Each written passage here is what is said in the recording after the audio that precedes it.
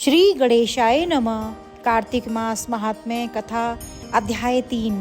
सत्यभामा ने कहा कि हे प्रभु, आप तो सभी काल में व्यापक हैं और सभी काल आपके आगे एक समान हैं। फिर यह कार्तिक मास ही सभी मासों में श्रेष्ठ क्यों है? आप सभी तिथियों में एकादशी, सभी मासों में कार्तिक मास को ही अपना प्रिय क्यों कहते हैं? इसका कारण बताइए। भगवान श्री कृष्ण ने कहा, हे भामिनी, तुमने बहुत अच्छा प्रश्न किया है। मैं तुम्हें इसका उत्तर देता हूँ, ध्यानपूर्वक सुनो। इसी प्रकार एक महाराज बेन के पुत्र राजा पृथु ने प्रश्न के उत्तर में देवर्षि नारद से प्रश्न किया था, जिसका उत्तर देते हुए नारद जी ने उसे कार्तिक मास की महिमा बताते हुए कहा कि हे राजन, एक समय शंख नाम का एक राक्षस बहुत बलवान और अत्याचारी हो गया था। उसके अत्याचारों से तीनों लोकों में त्राही त्राही मच गई। उस शंखासुर ने स्वर्ग में निवास करने वाले देवताओं पर विजय प्राप्त कर इंद्रादि देवताओं एवं लोकपालों के अधिकारों का छीन लिया। इससे भयभीत होकर समस्त देवता अपने परिवार के सदस्यों के साथ सुमेरु पर्वत की गुफाओं में बहुत दिनों तक छिपे रहे। तत्पश्चात वे निश्चित होकर सुमेरु पर्वत की गुफाओं में ही रहने लगे। उधर जब शंखासुर को इस बात का पता चला कि देवता आनंद पूर्वक सुमेरु पर्वत की गुफाओं में निवास कर रहे हैं, तो उसने सोचा कि ऐसी कोई दिव्य शक्ति अवश्य है जिसके प्रभाव से अधिकारहीन यह देवता अभी भी बलवान है। सोचते सोचते वह इस निर्णय पर पहुंचा कि वेद मंत्रों के बल के कारण ही देवता बलवान हो रहे हैं। यदि इनसे वेद छीन लिए जाएं तो वे बलहीन हो जाएंगे। ऐसा विचार कर शंखासुर ब्रह्मा जी के सत्यलोक से शीघ्र ही वेदों को हर लाया। उसके द्वारा ले जाते हुए भय से उसके चंगुल से निकल भागे और जल में समा गए। शंखासुर ने वेद मंत्रों तथा बीज मंत्रों को ढूंढते हुए सागर में प्रवेश किया, परंतु ना तो उसको वेद मंत्र मिले और ना ही बीज मंत्र।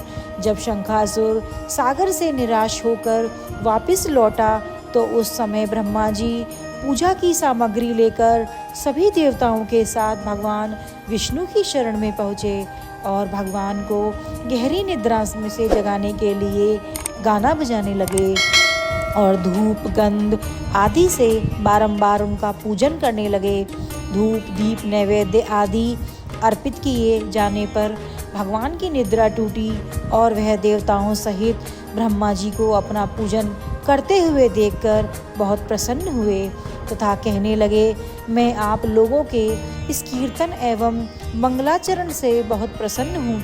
आप अपना अभिष्ट वरदान मांगिए, मैं अवश्य प्रदान करूँगा। जो मनुष्य आश्विन शुक्ल की एकादशी से देवोत्थान एकादशी तक ब्रह्म मुहूर्त में उठकर मेरी पूजा करेंगे, उन्हें तुम्हारी ही भांति मेरे प्रसन्न होने के कारण सुख की प्राप्ति होगी। आप लोग जो पाद अर्घ्य आचमन और जल आदि सामग्री मेरे लिए लाए हैं, वे अनंत गुणों वाली होकर आपका कल्याण करेंगी। शंखासुर द्वारा हारे गए संपूर्ण वेद जल में स्थित हैं।